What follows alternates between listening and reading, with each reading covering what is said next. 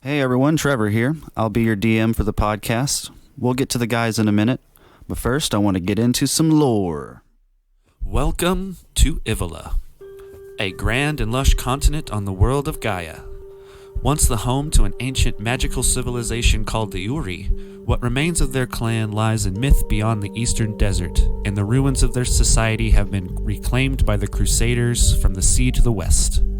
These Crusaders colonized the land in the name of their queen, and the Kingdom of Alexandria was born. Centuries later, dispute over succession of the crown caused the kingdom to be divided into three, adding Sarusha to the north and Esterosal to the south. Now divided by the ideals of their kings, each has developed its own cultures and contributions to the continent. Our story begins in the Kingdom of Sarusha. Wreathed by mountain ranges spanning the northern to eastern borders, Sarusha is a heavily forested kingdom in the craggy highlands, with cunning advances in magic, metalworking, and alchemy. Intelligent minds flock to Sarusha to take advantage of the many essence springs present in the region. The kingdom is ruled by 7 archmages, who maintain law over their respective provinces, and is headed by Prime Magister Altana. Altana is a well-respected and wise diplomat who sees that foreign relations are kept at a plus, despite increasing animosity from the religious kingdom of Alexandria to their south. Sarusha's liberal laws, or even lack of law in some provinces, regarding the practice of wizardry and sorcery has been a source of tension between the two kingdoms for as long as they have existed. But those tensions aren't without merit. Sometimes magic is unstable, even catastrophic. When mages build towers hidden in the wilderness where the Inquisitors can't find them, and forcefully, even violently, push against the boundaries of reality, evil finds its way into the minds of weaker men. In those moments, it falls to the heroes of the realm to quell these threats and learn from the mistakes of those fallen from grace. Let's meet our party. The name's Krisk Ul'Tarkas. Though I hail from the barbarian tribe of Tarkas, I was initiated into the fraternal order of gatekeepers known as the Northern Border Watch by my mother Xandria. My mother had been the chieftainess of the Tarkas spearwomen for nearly a decade before her passing. She was slain rather recently by a massive band of orcs who ended up breaking through the northern border. Xandria was the greatest warrior of the Tarkas, but she was left in a weakened state since my father, Kern, had challenged her in a mortal combat to overthrow the rule of the Tarkas people. Since she was not killed in a challenge for her rule by clan law, the position of chieftain is left unfulfilled for a period of 1 year. Once that year is passed, a crucible will be held to figure out who is strong enough to rule the tribe, and many believe that Kern will be the next chieftain. This shall not be, for he may have the might to stand up to the fierce Tarkas spearwomen, but he does not possess the wisdom to lead them.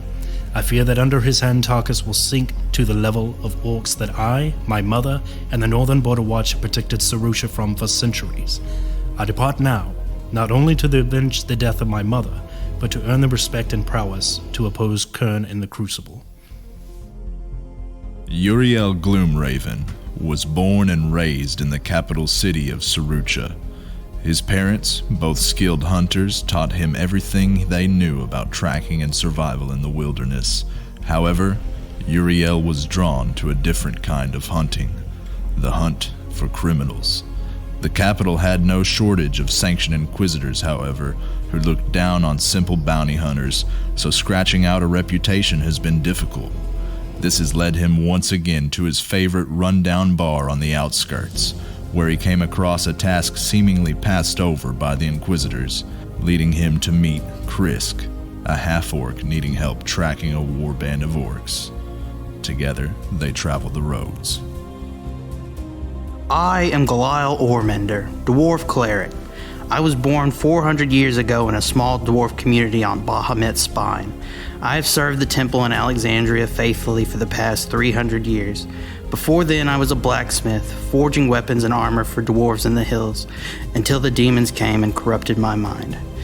Now I serve in quiet penance, waiting for the gods to call on me to bring retribution down upon the scourge and restore honor to my name. Recently, I've been plagued by visions of my past, visions that call me to leave Alexandria and return home. Azamir Ashford, human wizard. Grandson and successor of Asmarius Altrix, one of the more prestigious researchers in Parish Academy. After the unfortunate losses of both my father and grandfather, I took up residency in the academy and began my studies while also trying to support myself and my family. Taking up adventuring as an opportunity to further my grandfather's research, and as a way to make a quick gold on the side, I venture on to solve the mysteries my grandfather Asmarius had left upon me in his old research journal. Welcome to Persephone's Tavern. Welcome to Ivila. I am your DM, Trevor Trent, joined by Austin Boyette, Andrew Goebel, Nick Lloyd, and Hayden Poindexter. Guys, we're doing it. Episode 1. Let's go. Yeah, guys, let's get into a little backstory. So, the easternmost province of Sarusha is Carvander. This province is a natural labyrinth of soaring bluffs and winding canyons. The wilderness is harsh but sustainable, and the natural landscape forces most, if not all, travelers to move along a single road known as the Sluice Way. It becomes impassable during the rainy months as floodwaters drain through the gorge that makes up a majority of the road. Sparse bridges facilitate some crossings, but for the most part, the province is split 3 months out of the year. Their ruler, Magister Gorgoth, is a master of divination magic and leads an elite society of soothsayers called the Pathweavers. They dedicate their arcane practice to the nuance and pitfalls of predicting the future. On the southern border along the Sleuth Way lies the town of Dragon's Breath, nestled in the canyons, hiding the crossroads leading to the Silverflight Mountains. This growing border town takes advantage of its proximity to the eastern weald of Alexandria to the south to facilitate trade with nearby trappers and farmers in the neighboring kingdom. It serves as a waypoint for many travelers, but also carries a long, sometimes dark history among the families that live there. The nearby mountains are treacherous, and rumors that the peaks are cursed has become an infamous part of its local folklore. It is in this town that our story begins, as 4 fated adventurers cross paths at the town gate.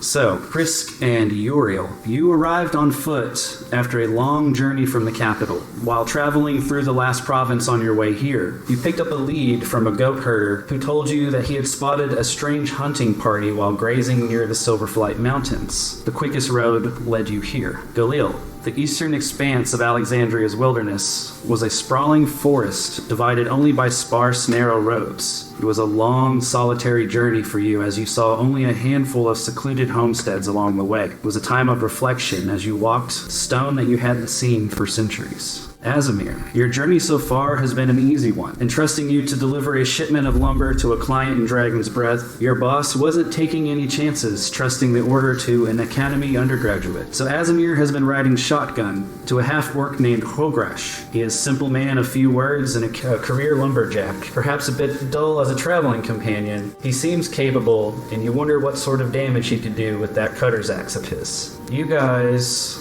are at this gatehouse. Before you stands a wide arched cobblestone gatehouse built into the 60-foot width of a mossy stone ravine that forks off the Sluice Way. The gatehouse wreathes an arched lattice gate made of slightly rusted iron. The gate is currently closed, and there's a crowd gathering as the gatekeepers argue with a trade caravan of multiple carts driven up to the gate. A dozen other bottlenecked travelers wait with a mounting frustration. Some have even set up pop-up camps off the road to rest. You each arrived here by your own means within a few hours of each other, but each of you has been forced to wait in order to continue the journey to Dragon's Breath. And that's where we are. Who arrived first? It's kind of up to your own determination. You guys have kind of arrived throughout the day. We'll say it's about halfway through your guys' travel day for the day, so probably about 1-2 in the afternoon. Okay. And who was with who? We're all showing up separately. You guys are mostly showing up separately, but He's obviously companion. Krisk and Uriel came in together as Uriel was serving as your guide. Yes. How much longer are we going to have to wait here? Does it look like the surrounding woods can be traversed? We're down in kind of a valley, aren't we? Yeah, you're in a steep canyon. There's the only way through is through this gate. I'll pop in with that little bit of advice. I'll say, I'm from Bahamut Spine. There's no way around. The only way to get in there is through. So, I'm Galil, by the way. I am about 400 years old, which, so I'm towards late middle age. Got long red beard, long red hair. I don white cleric robes and 2 iron shackles on both of my wrists that aren't connected by a chain. I also have a warhammer that sticks up from behind my back. You said it was Galileo? Yeah. Well, Seemed like the Pokemon. Galileo from this area, this is truly the only way through. I haven't been home in many, many years, but I doubt seriously the terrain has changed. Even if we were able to climb around somehow? It would be quite the climb, and it would easily turn into a multiple-day excursion if we were to take that route. I see. Give me a perception check as you move through the crowd. Okay. Oh, natural 20. That's a good way to start this. First roll. We're not lying. Let it be We're known. not lying. There's no way that y'all could do that. Let it be known this is going to be the only natural 20 this entire campaign. Probably. So that was perception, 24. That's not good. Much better than that. Okay, so as you move up closer, and it's, there's only a few dozen, and most people have mostly made themselves comfortable, but this caravan is blocking up the whole thing. And you see it's like a wagon train of 3 carts pulled by single mounts on each one. They've got a horse strapped to each of them. There's a driver and a passenger on each of them, but at the front cart, you see that the driver of the leading cart is arguing with the guards at the front of the gate. One of the guards is an elf male who seems to be more or less leading the conversation. Standing next to him at the gate, kind of off to the side a little bit, you see a gnome with a spear who is just standing the crowd through a perhaps even oversized helm he's fishing up out of his eyes as he kind of scans the surroundings. The man that's talking to him, we can say that you can even tell just from a distance that he's a half-elf. Okay. He's dressed in fine robes, and you see a flashy ruby ring on his hand. He's the one that's arguing with the guards. The driver that's sitting next to him, you see, is another elf male, and you notice that he's got a longbow strapped to his back, but isn't doing anything, aggressive or anything. He's just sitting there holding the reins, waiting for the person next to him to figure out what's going on. And from what you can gather, just by kind of eavesdropping on the conversation for a second, is that the gatekeepers are trying to search the caravan for contraband, and the merchant is refusing, claiming that his writ of passage from Dara, which is the neighboring province, should expedite his entry. And how close are we now? How close do you want to get? I assume from all of this and from what I may have been hearing, we're probably within about 30 feet over a murmuring crowd. So I want to get right up as close as I can to try to instill myself into this. So, I want to walk right up to where I can hear all parts of the conversation. In the meantime, Azamir, you've been here for a number of hours with your business associate, your friend Hogrash, who has seemed pretty content to just go with the flow and make himself comfortable with your cart on the side of the road. And perhaps over the time, you've started to grow a little bored waiting, as he's just going to let customs do what customs do. You notice that there are some slightly more armed than usual travelers moving through the crowd. Among them, the half-orc and a dwarf that seem to be pushing through. Just something you notice as you're kind of standing along the edge of the crowd. Yeah. So then I was just like, how do you go an entire half semester not knowing you're taking Divination 101? Wait, hold on. What's going on here? And I look out to the people who are just kind of passing by and he's like, you know what? Was it Corgrash? Hogrash. Hogrash, if you can just give me 1 second, I got to go stretch my legs for a second. You okay? You just want to sit here for another couple hours, right? Yeah, I'm just going to wait. All right, cool. Nothing but time on my hands. Hey, keep the seat warm for me, Punny. Honey? I'm to this calling Honey. He just kind of grows. Yeah.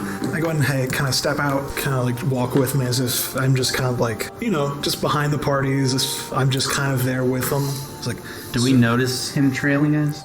Are you trying to be stealthy, or you just keep really throwing up? Just kind of like John being quiet. He's like, hey guys, where are you going? Line starts in the back. We see this. You are human, right? Yeah. No, I'm just a mid-20s human, dark black hair with some gold streaks going through it every now and then. Pale skin. Not like fancy robes or anything like that. More just wearing like an old brown coat with some. What would be like an approximation of business casual attire underneath it?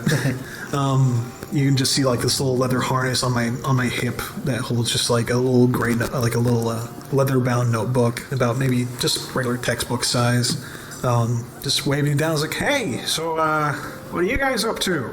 Trying to figure out what all this commotion is. I mean, clearly there's some kind of jam here, and it's not fucking cool.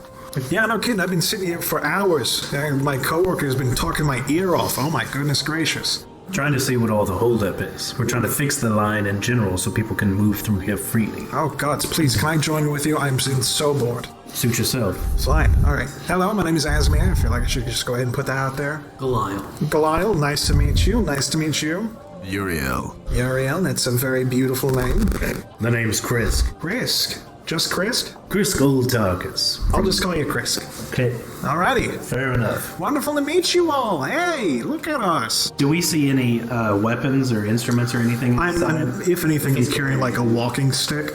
So yeah, I want to make my way all the way up to within 5 or 10 feet of this conversation. See what I can figure out just from listening for a few moments. So as you walk up, you see that the half elf that seems to be the leader of this caravan is once again making a plea. He says, "Look, buddy, you're wasting all these blind people's times out here. We don't have any goddamn contraband. We're just bringing our normal wares and goods up to the Tavern of Dragon's Breath. That's all we're doing. We stop by here every few months. Surely you've heard of the great Ivila Ravoy." And the elf says, "That name doesn't ring a bell. And I don't know, I don't like the look of you. We've had plenty of shipments come through here, and contraband is on a record high. Now, allow us to do a search and seizure for any sort of illicit magic materials, and we'll let you on your way." Yeah, I'm just like, guys, quit fucking around. Everybody's here waiting. I mean, there's only one way through here. If you got nothing to hide, let them search. If you do have something to hide, you shouldn't have came this way in the first place. Get your persuasion check.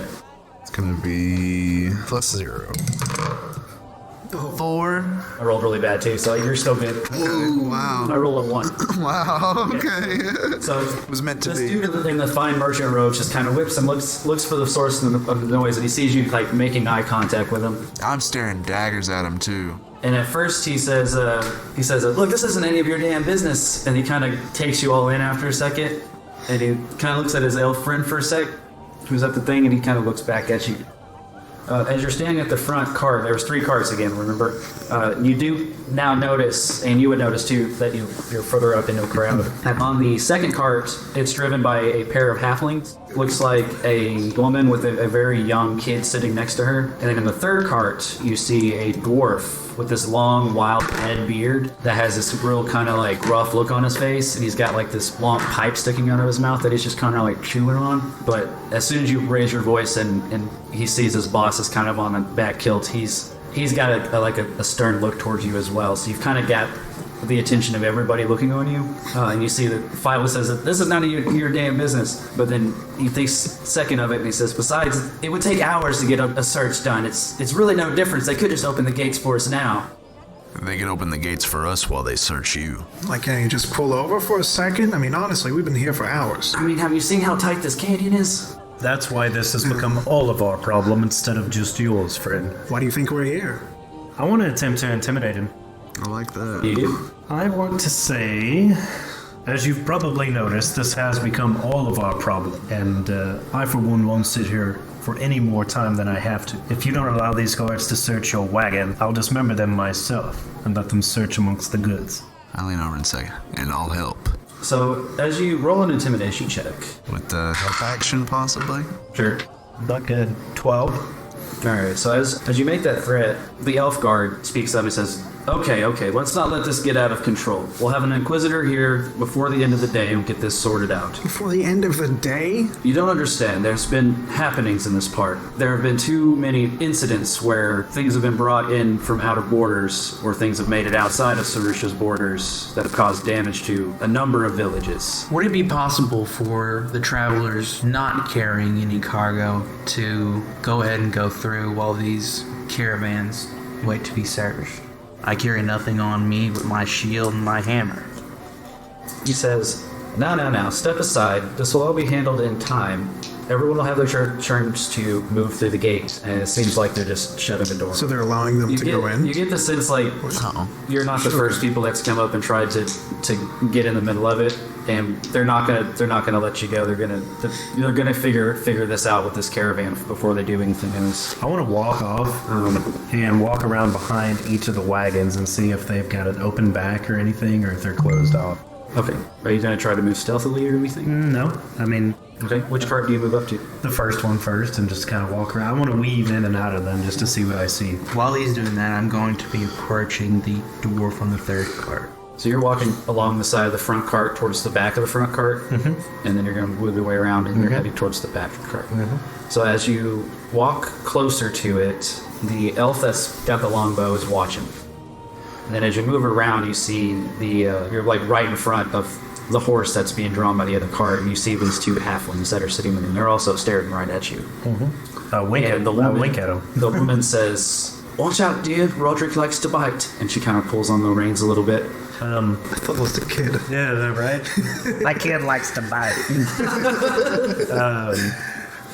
I just want to extend the hand. They are biters. I want to extend a hand towards the horse. I feel like I had pretty decent experience. Let's see if it I bites. probably have equal experience with animals than I do with American humans. animal handling check. All right. It bites your hand. I take that back. I don't have that good of stuff. 3? You take 3 Jesus. piercing. Oh my god. Jesus, I'm dead. No.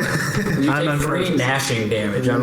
Three He gets a little nibble on Apple crushing damage. As soon as he does it, she goes, "Whoa! I tried to warn you." And she kind of like pulls his head aside. It's fine, dear lady. And I want to like turn away and try to glance in the back of the first wagons.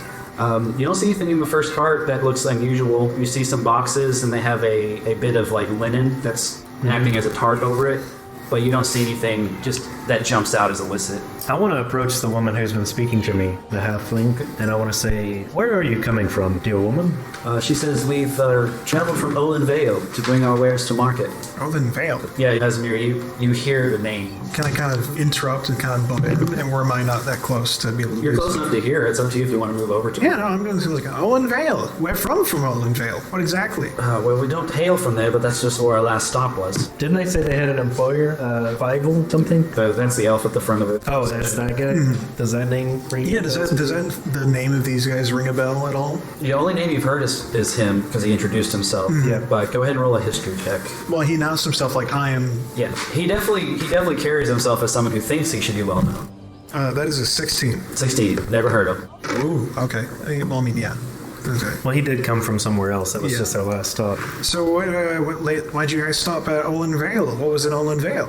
Oh, we were just dropping off more supplies and picking up new merchandise. That's sort of Fievel's whole thing, is that he's a, traveling caravan. And you all are with him? All of you guys? Somewhat of a found family, I guess you would say.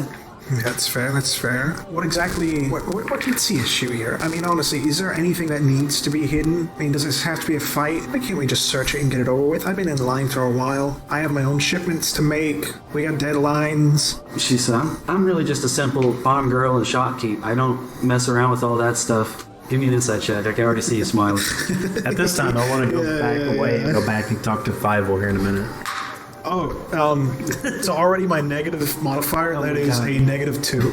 Jesus. So she says, no, we don't have anything worthy of being singled out for search. I don't understand why they're doing this. Where are my manners? My name's Amelia, by the way. Oh, nice to meet you, She Amelia. puts her hand on the kid next to her and says, this is my son, Edgar. Amelia, Edgar, it's very wonderful to meet you. My name is Asmir Ashford.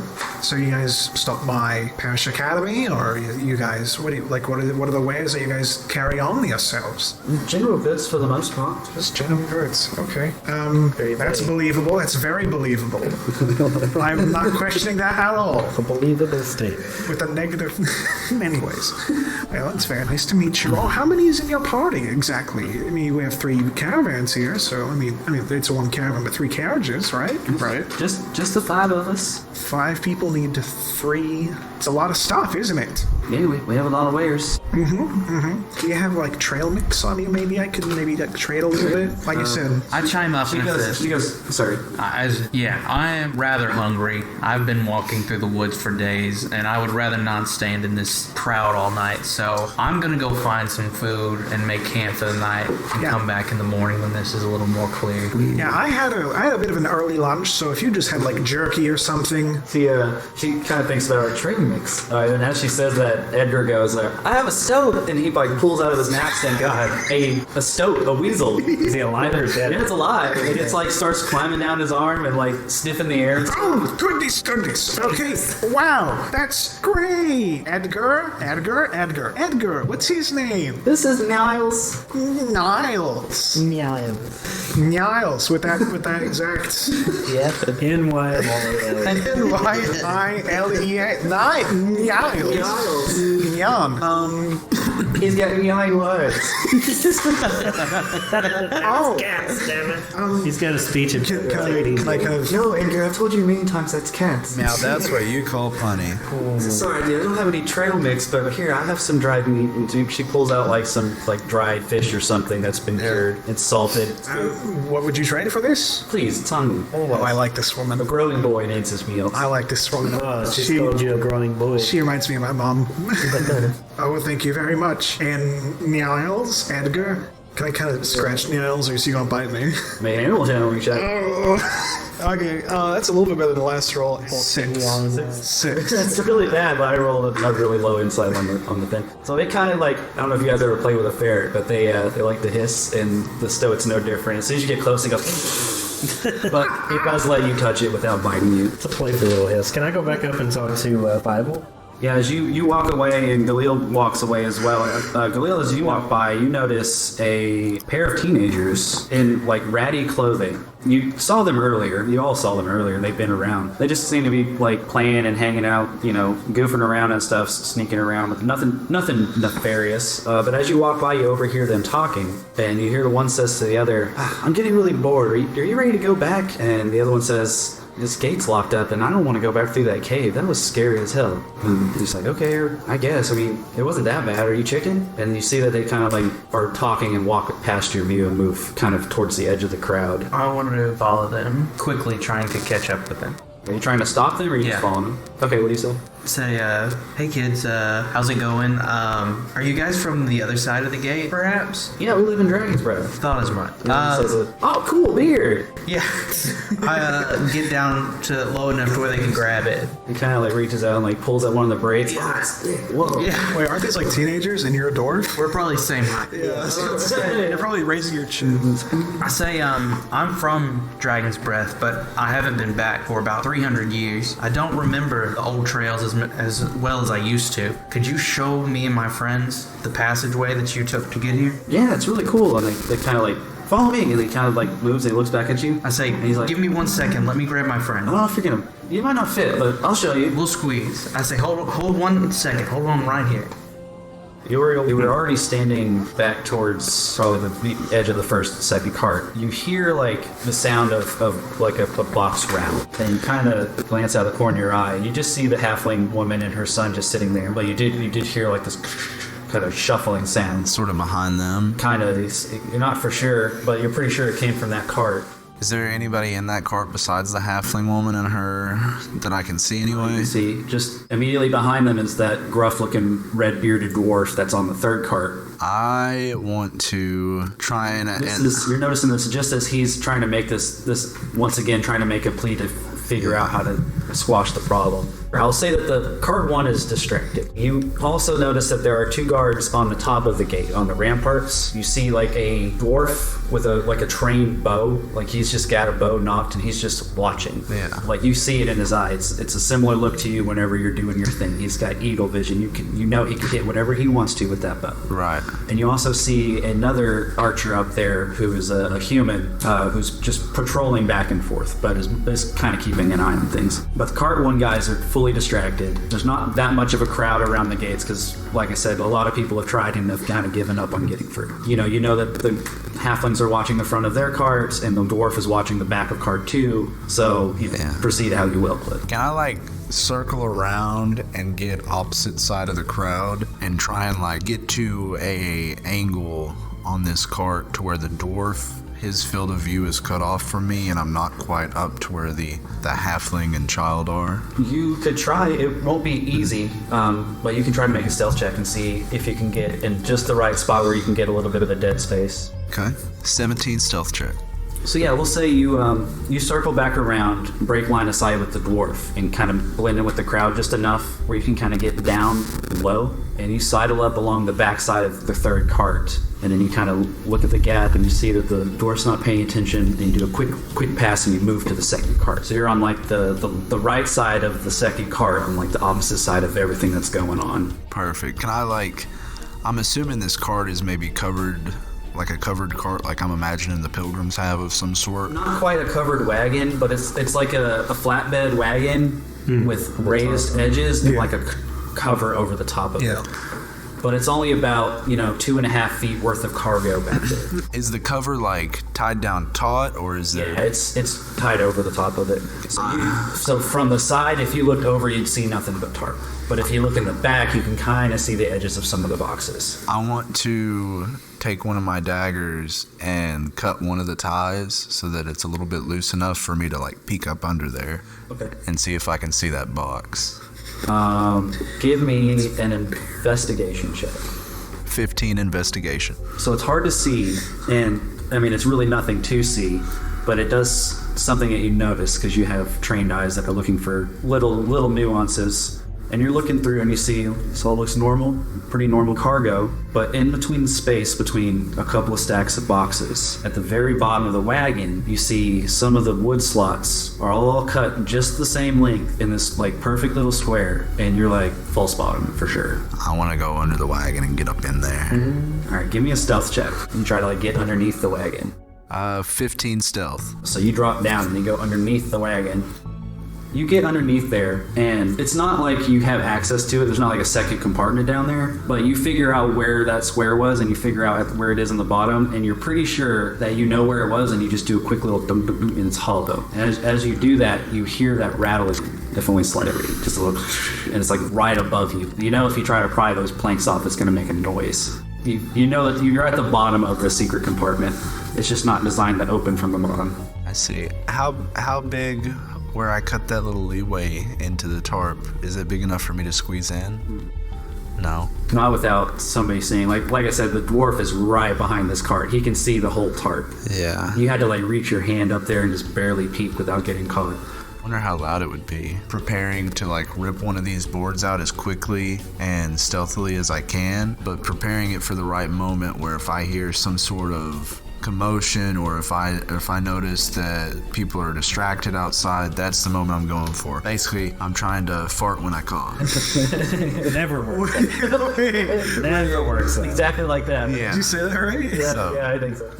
Okay, we'll just say you're ready in your action for now, and kind of see what happens. You're getting ready to rip the plank back. Do you have anything that you're going to use as a tool or anything? Do you have a crowbar or anything? I've got a set of thieves' tools, and I've also got a couple of daggers that I could use. You could definitely use a dagger as a makeshift pry bar. Thieves' tools. We'll say you're just down there for now, but in the meantime, Galil, you kind of, you said, hold on, I'll go find my friends real quick. So you've made your way back towards the gate looking for the other. Yeah, so who would I see first? Probably Azimir talking up the halfling. He's probably munching on some fish jerky. I want to Talking stoic facts. Yeah, stoke facts. grab him by the arm and sort of try to pull him out of the crowd. Okay. Yeah. Hey. I pull him out of the crowd and I say, I've got something to tell you. Where's everyone else at? Well, Can I make a perception check to look around and see if I can find them at the crowd? So, I mean, it's not that hard to see that Krisk is at the garden house talking to the elf. So He's talking to Ivila. They would be pretty close to where I am, since Yeah, he you just. hear those familiar voices. You overhear that conversation between him and the halfling woman. I like just sort of pop my head out and I go. Psst, psst, hey. You look down and there's a human poking his head out from under cart too. Say, yeah, come here. Don't do that. They've got something hidden in this cart. There's something trapped in a box in here, and there's a trap door underneath here. Who are you talking to down there? we have imaginary friends. At least I do.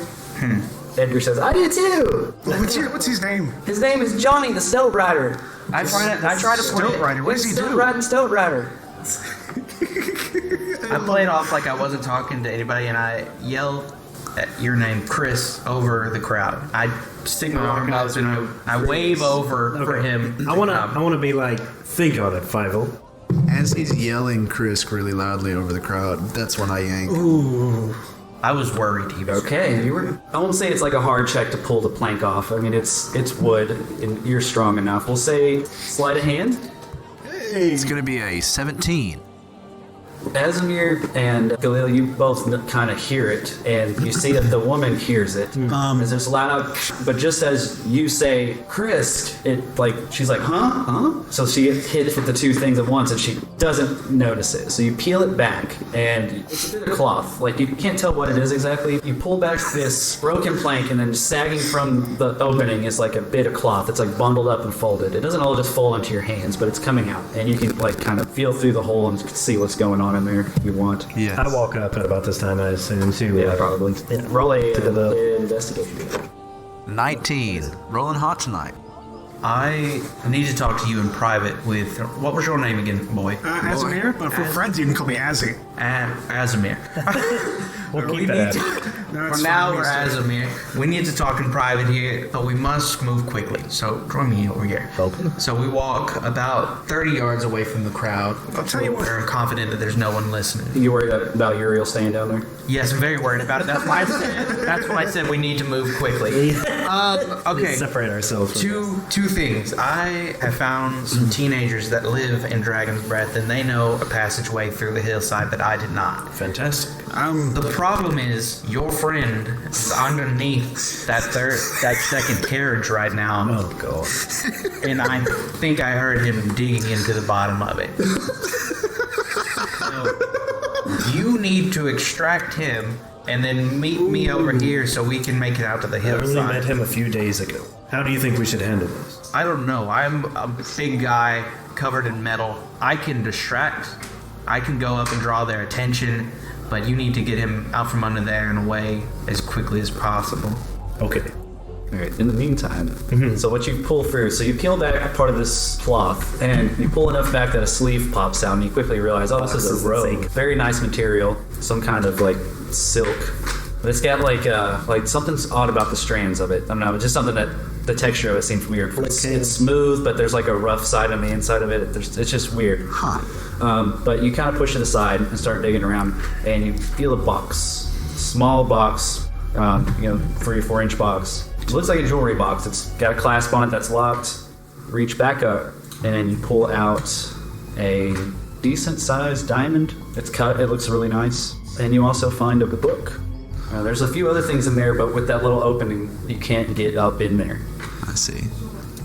Would we be showing up at this time? As he's rifling through the contraband, I'm making a beeline towards the front of the crowd away. My plan is to get to the front of the crowd and then start preaching very loudly a sermon, which they will either listen to or zone out entirely from my previous experience. And you're trying to do it kind of up towards the front, so everyone kind of looks towards the gate, basically.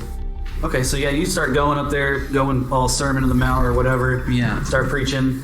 Yeah, I'm just talking about how this is a momentary issue that we all need to just relax and look towards the gods for some guidance and some humbleness as we wait through this. For it being a distraction, you kind of look around and you're like, oh, that grumpy guy from earlier is turning around. I got him. I got him. Oh, there's another one. I see you, brother. I'd be with you, brother. Did you roll performance? Yes.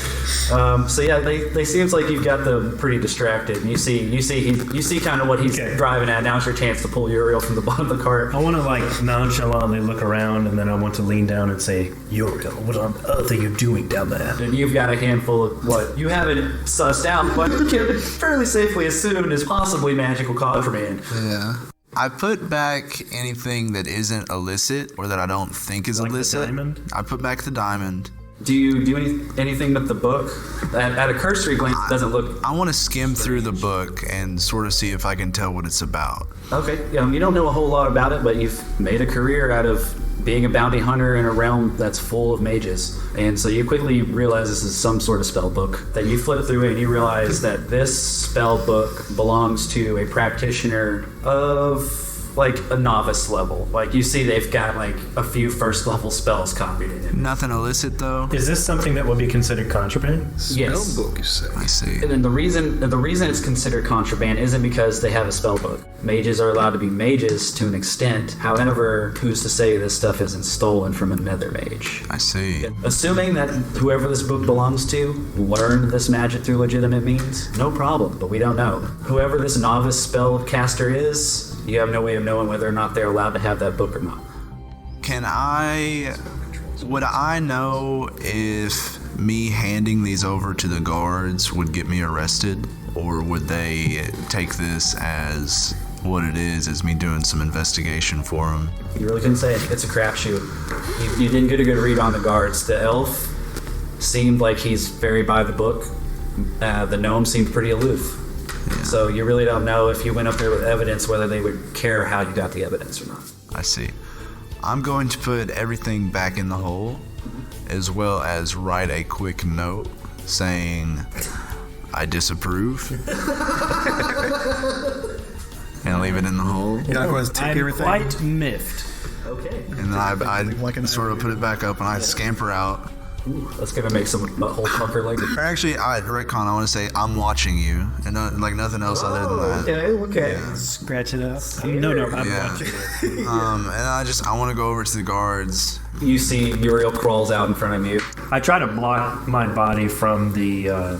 You're pretty confident with the sermon and the distractions that he doesn't notice immediately. Amelia doesn't notice, but you see Edgar kind of like makes eyes with you as you stand up and kind of dust yourself off from kind of seemingly nowhere. Edgar's the guard? Edgar's the child. Little kid. Oh, the child. And he just kind of like wide eyes like, huh? But he doesn't say anything. Like leaning real close to you, like... It's like the only one that saw you was probably the only person in this crowd that no one would believe, you know? Okay, cool. I look over at the kid and then I look over at you and I say, just give me one moment, I'll be right back. I walk over to the guards and I say, can I have a word with y'all? The gnome kind of like starts to laugh. He goes, and then the elf rolls his eyes and he goes, if you must. I like this gnome. So, knowing the territory and the laws of this land, I just want to fair warn you. They do have magical items stowed away in their second caravan. The elf's eyes like flash at you and he looks past you and you hear from behind you, hey, what are you guys talking about over there? What's going on? You hear Fievel like asking, and he says, well, we had suspected as much. How do you know this? Do you have proof? What have you seen? There's a trap door underneath their second cart that'll lead you straight to everything you need to know. If you must wait for the Inquisitor, you must. Other than that, I feel like I've given you enough. Give me a persuasion tip. A hot tip. 18. I don't know, something about your face says I believe you. I know you may not have heard of me. I'm a bit of an upstart, but I'm a bounty hunter. Not quite on the level of an Inquisitor. Some of them look down on me. They can be a bit hoity-toity, but I am a man of the law at the end of the day. Very well. Thank you for telling me this. Something else I feel vindicated now. Absolutely. We'll see to this is handled at once. Stay safe in your travels, friend. He kind of like, ushers you away and kind of turns to his guard. You see he motions to the two on the front, and they start making their way down the rampart as you move away. I just go... But nothing's immediately happening, kind of dies down for a second. I go meet back up with Krisk, and I say, I think this is going to get handled fairly quickly. Should we be here? It doesn't matter. I hop down off my podium and walk over and meet up with the party, and I look around to see if the children are still waiting for me. Give me a perception check. 10. So you look back where they were, and you say, wait for me here, you don't see them. And you're kind of looking around. And to teenagers. So to the left of the front of the gate, so I guess to your right off the podium, you just see a slip of gray fabric like slip in behind a outcropping that's like all mossy and covered up, but you just see like a figure walk by. Quickly, follow me. And I dash through the crowd, or quickly as I can. Wait, but I'm here with like on work duty. You can stay behind if you like. Nah, I'm good. All right. Yeah, I follow. Do you follow them? Yeah, instead of taking a piss, I take long pisses. I'll follow as well. Look back to your work part. You see you on the other side, bucko. Behind that little outcropping. So you see, when you come around the corner, you see that it goes into this little outcropping from like 10 15 feet, not very far. It's just enough to break line of sight with like the edge of the gate. And you quickly see that the two teenagers are standing by this like cleave through the side of the edge of the cliff wall. It's not even an opening so much as just a part where two rocks have separated about like 1.5 to 2 feet. So you see they're just kind of standing by looking inside of it, but haven't seen. Your guys are coming up from behind. That must be the passage. Do we see like how big the passage is? Or? Yeah, it's like the whole cleave is like 10 feet high, but it's just like a striation through the rocks, and then you guys can squeeze through. It looks tight. Claustrophobic. It looks like a tight squeeze. The teenagers mentioned that I might not be able to fit, but... Well, if you can't fit, I certainly can. We'll need to investigate. All right, you approach the kids? Yeah, I walk up and say, hey, thanks for waiting. Wait, sorry, dude. You stood on a box and started preaching. I didn't think you were coming back. You look like you were settling in for a while. Anyways, this is it. You just follow the edge of the cave, stick to the right, and you'll find your way to the other side of the gate. It's not that far. Well, our shoe kids going home too? We'll just follow you. And the one that's talking looks to his friend who was the kind of scared one to go back, and he's like, I heard noises in there. I'm not going back in there. I'll wait for the gate. I take out my light hammer and I cast light, and I hold it up over my head in front of me and gaze into the darkness. You see that it widens up a little bit as you go into about what amounts to about a 5 foot at its widest little narrow passage, but it meanders very quickly, so you don't see too far in there. Only that it is rather dim. You don't see like an exit light beyond your source of light. And would I know from coming from around these parts what dangers could be dwelling? Roll a nature check. Lions. Critical failure. Critical failure. Bears. It's been damn near years. What's an animal anymore? Yeah. I haven't seen an animal in 48 years. You know, I mean, just in general, things you know that live around here, there's, wolves and large birds of prey, giant insects. There could be any number of things that have made a tight space as its burrow. Is this path known by the gods? I asked the children. I mean, probably not, or they would have sealed it up a long time ago. If people could just climb through the side of the mountain, they'd be doing it all the time instead of waiting around like a bunch of these idiots. Well, they've seen us here, and if we pop up on the other side, they're surely going to think something's wrong with that. I certainly don't want to end up on the wrong side of the law. Oh, I think I've gained us a little favor. I mean, It's like, maybe, but we do it all the time. I can't lose my scholarships. Well, if nothing else, we can see you boys home safe and clear out this cavern for you. Yeah, I think there's nothing in this crevice that could stop a party of 4. You guys look like hardy adventurers, most of you. Oh, do I? Right. Thank you. He says, all right, well, be my guest. It goes about 10 feet, and then you'll start to climb a little bit, but you guys look like you can climb a little bit. You stay here, and we'll come get you whenever it's safe. If you want, I can scout ahead and set a rope where we need to climb. Okay, yeah, that's fine. Perfect. I'll go in first. Are you taking his light with you, or? I will just light a torch. All right, you light up a torch and you go in. First torch lit. So you see a narrow, meandering passage, barely 5 feet at its widest, leads you to a quick dead end.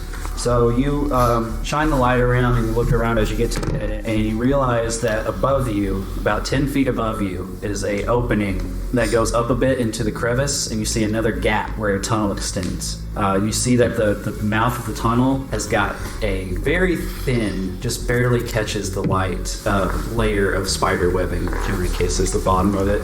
I see.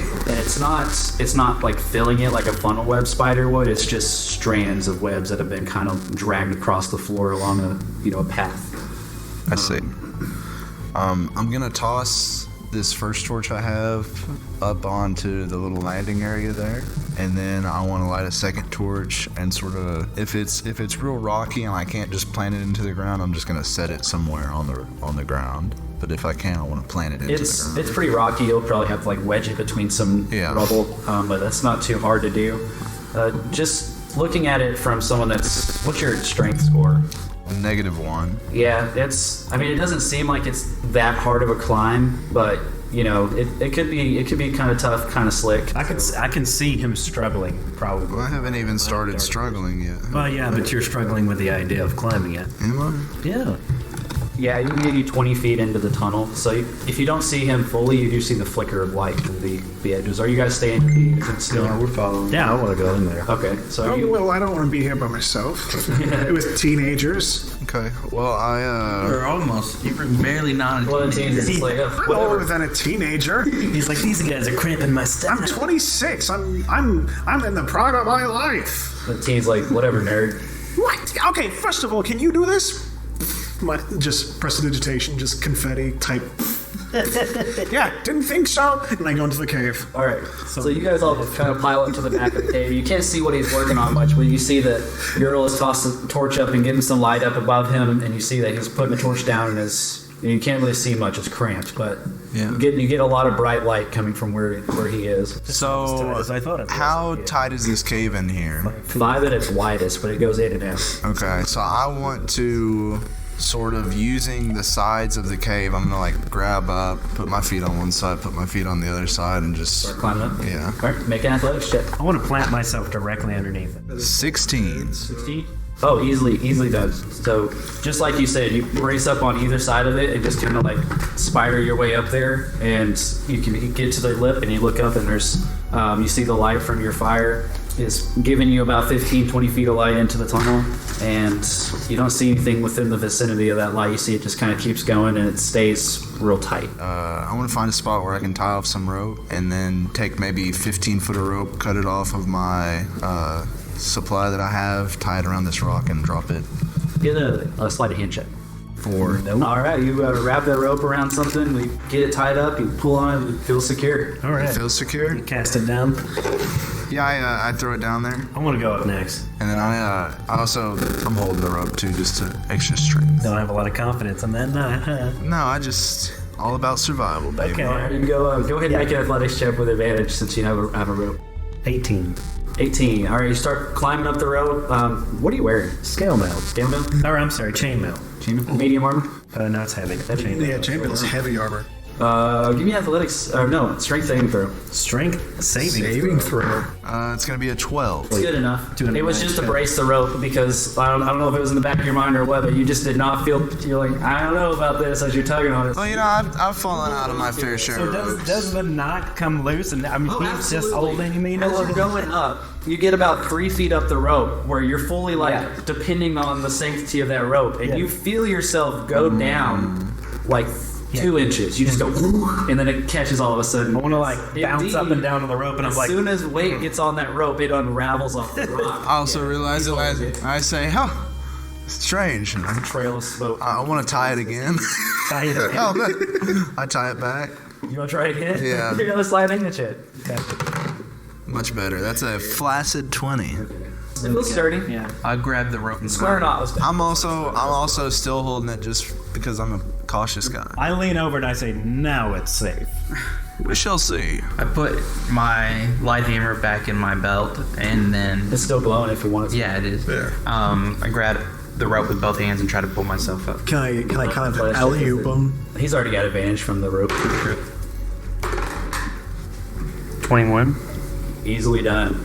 Esme, you're last. Okay.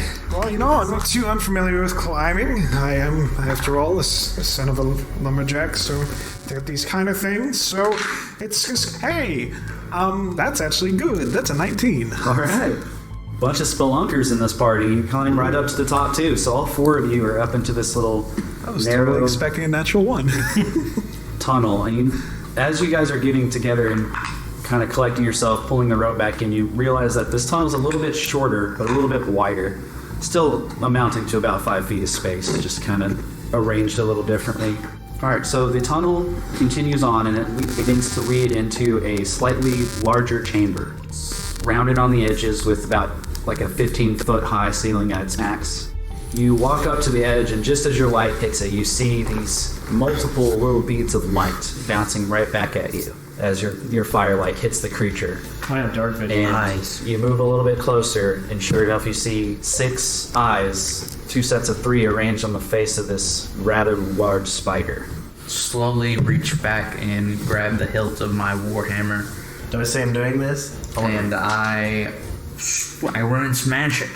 Roll initiative! Oh, yeah. Everybody, there's combat! Oh, not great. Oh, there it is. It's fine. Slowly pull your hammer off your back, and you rush in, and on a 20 you go first. Yeah, I run 25 feet ahead of me, and I use both hands for my warhammer. I bring it down and try to smash the spider in the head. Was this on the ceiling? No, it was just like up against the wall, kind of halfway on the wall. Gross. 10. 10 to hit? Yeah. On the spark? Yeah. So I miss, and I slam my warhammer down on the cave floor, and the sound echoes through the chamber. We're all ready for Alerting all of them. You swing down, and it makes this loud, like, clang, and you hear rocks cracking as you do that. And you just miss. Like, you were coming straight down on it, and it's almost like spider's reflexes. They just kind of crawl backwards up the wall just a little bit, and you swing down right in front of him. Damn Spidey senses. Austin. The moment that I saw him pull out his light hammer and rush up, I want to pull out my great sword. It's probably just barely enough room in this cave to actually wield a great sword effectively. So yeah, at its height, it's 15-foot ceilings, and then this chamber is about 20 feet in diameter. Oh, okay. So it's more room than you've had, but it's still pretty big. Sure. I want to run up to the left side of Dalil and kind of arc it downwards and just attempt to make an attack on it. 20, flaccid. That's a hit. All right. Oh, max damage. That's 11 damage. No, it isn't. 17 damage. Sorry. Nice. With your greatsword? Yep. All right. So you run up, and it was in the moment. You saw Galil rush out with his gleaming hammer of light. Comes down, clang. The echo of reverberation of that is still bouncing off the wall as you rush up with your greatsword and do a quick spin around and slash right across the thorax of it. And you see like the abdomen of the spider just falls off as you cleave this thing straight in half. Hell yeah. It just falls dead onto the floor, writhing. Oh, that's Before I relax, I want to look around to make sure that that's the only threat. Okay, so it's your turn next, but at the height of your turn, just after he killed that one, you hear the sound of feet scraping on the rocks. Do I see the source of the noise yet? Not on and off your passive. Okay. I'm going to lean over to where my torch is and dip my arrow in it. Kind of set my arrow on fire. You can. Perfect. So I set my arrow on fire. I guess that'll be my bonus action. Main action, I'm gonna ready it for as soon as I see. I'm in my head thinking this other spider about to pop out. So I'm readying that. As soon as I see it, that's gonna pop off. Okay, so yeah, you use your action, your reaction, get that ready. See, he's got this knocked arrow with this burning with fire on the end of it. And then just as you do, you see another spider come from where you heard that noise, come out of the darkness, just like that one. And it scurries up to Krisk, who just did that slicing chop, and is pretty much right there for the taking. He crawls up and is going to try to bite you.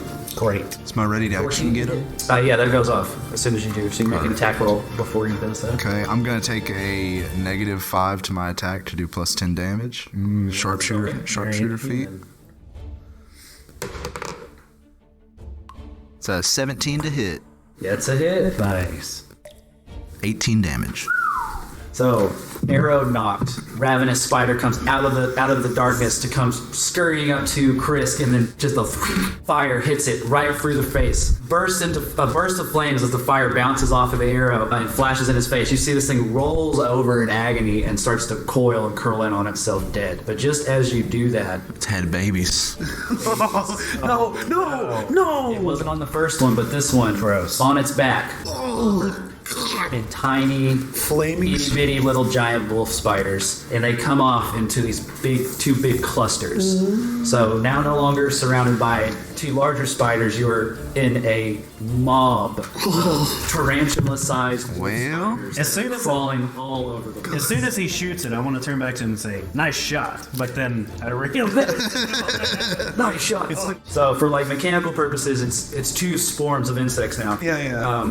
And one of them's going to, well, they're both going to come up. One of them's going to swarm on Galil, and the other one's going to swarm onto Chris. Great. 17 to hit Chris. Hit. Okay. You take 9 piercing. Shit, dude. Christ. Dude, if that was me, I'd be dead. Well, I have 1 HP, so Holy. Don't worry, I'll just use my only AoE spell. All right. And then the one in Galil? 13 hit? No, does not hit. They start swarming all over him, but they can't bite through his armor just yet. So that brings it to Ingrid. All right, so Asmir pulls himself up, kind of dusts himself off. He's like, all right, good job. What the hell? Point of order, they are occupying the same space Yeah. as your teammates. Oh, wow. Unless maybe, what the hell is going on here? And I'm just going to go into my little leather straps that are hanging off my side. I'm just going to pull out this little notebook and just... Okay, here we go. That's magic spell bullshit. Okay, stick out my hand. I guess over to you, because you look pretty fucked up from that. they're inside my armor. Yeah, and I'm just going to cast like chill touch, but I got this like very ghostly hand that's just going to start brushing off spiders. Yeah. Okay. So I picture this spectral, ghostly hand coming out of the ether and Ew. boink, boink. Yeah. Flicking Start the flicking spiders. Start flicking them. Go ahead and roll a spell check. That's an 8. Plus 6. Yeah, That's that's 2 with plus it. 8, 6. Miss, dude. Yep. Oh, it is. Did it. Oh. Anything else? Well, I mean, I have 30 feet of movement. I'm not getting You're close. you're kind of at the back of the room. Yeah, since you- I don't quite have anything else. We're level 1, so. Okay. Well, So that's sorry, Chris. it's back to rounds. Galil, back to you. So you got all this. You're occupying the space of the swarm, but they haven't managed to bite you yet. But you see that Krisk is getting bit the fuck up over there. He's right beside me, right? Mm-hmm. I reach over and grab his shoulder and cast Cure Wounds. Ooh, look at that guy. Thank you. How much was it? 7. He 7. took 9, so Yeah, no, that's that last that's not bad. All right, so that He healed brings you us over. to back to Chris. Not 12. Are you moving or anything? No, I'm staying right there. Okay. Could I attack the swarm that's occupying his space with my great sword? Oh, Okay. I'm going to try to do that. Just arc it and rake it across the ground and see if I can't take out a whole bunch of them. 15? That does hit. All right. So that was 13 damage. So you slash into it, and you see like a hail of spiders go flinging off of it, but it still seems like there's plenty more. Okay, great. And I'll just keep occupying my space, trying to stamp on my own. It was a little tit for tat. He cured me, so I was like, let's see if I can't get to mocking All you. right, very good. Yeah, so you I'll have my turn in the same space. swiped off quite a few of them. That brings it back to Spoiler. They are going to try their bites again. They don't have a great attack bonus. I think they just managed to get lucky. So we'll see. swarms are crazy monsters, man. 15 to hit Krisk. Could have been. Okay, so this time they don't bite through. And then 10 to hit Galila. So no damage gets through this round. Luckily, y'all. That's going to go back to We're little weak guys. Uriel. That's why it works. Uriel is going to dip another arrow in fire and shoot at the swarm Okay. with a flaming arrow. This time I'm not going to take the -5. I'm just going to do a straight attack. Now, if you crit fail, you might hit. So that is, Wait, Mortar, which one are you attacking first? I guess the one on my friend, Okay. my traveling I'm acquaintance. a friend. Heard it. 13 to hit.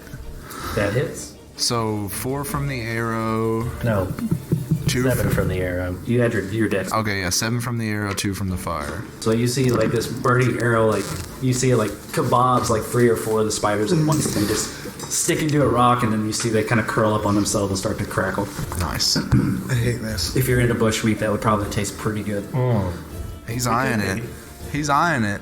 He very well Grilling could. them up nice. It smells Yeah. like burning carrots. Yeah, speaking of that, with the burning of spiders going on, Uriel takes his red bandana and pulls it up over his nose and mouth. Yeah. All right, so that brings it back to Esmir. It's me.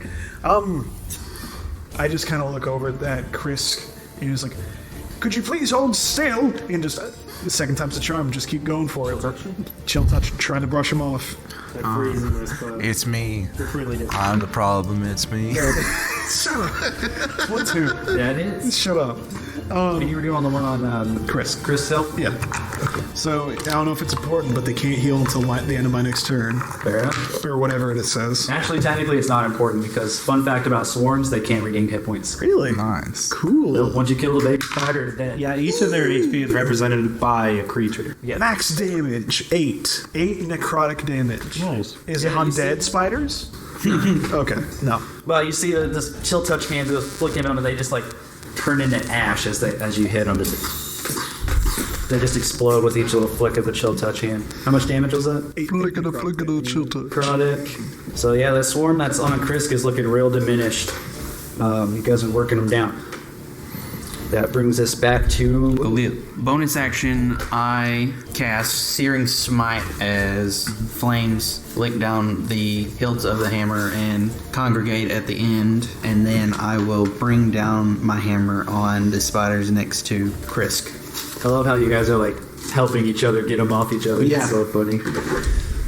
So I'll make an attack. Make an attack. So I'll do 4 damage with the hammer and then 5 with fire. Okay. So the swarm was already getting diminished from the amount of damage you guys have put in. Galil comes back with his hammer, and this Siri with radiant fire comes flying through, seeing how the fire seemed to affect them better than just your weapons alone. The damage comes through, and just the radiant searing flames that are licking off of the hammer reach out and just like curl up and lick each last spider that's off of Krisk, and you've taken care of that swarm. Maybe 1 or 2 are survive, but they quickly scurry off of him into the rocks. Awesome. My turn? Yes. So you are now free of bugs, but Galil still has some on him. What's up? Let's see if we can't take care of that. I'm gonna do the same thing. Arc my greatsword across the ground, see if I can't get the remaining ones that are on the ground. Oh, yeah. Hey. 26. That hits. And that was starting to look diminished. Good.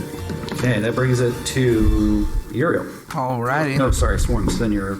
Yeah. Alright, so it's going to try to make a bite on Galil again. Finish him. Misses again. It was bad. Alright, now it's to you. Alright. I'm gonna dip my little arrow into the flame again. And then I'm gonna shoot at the swarm.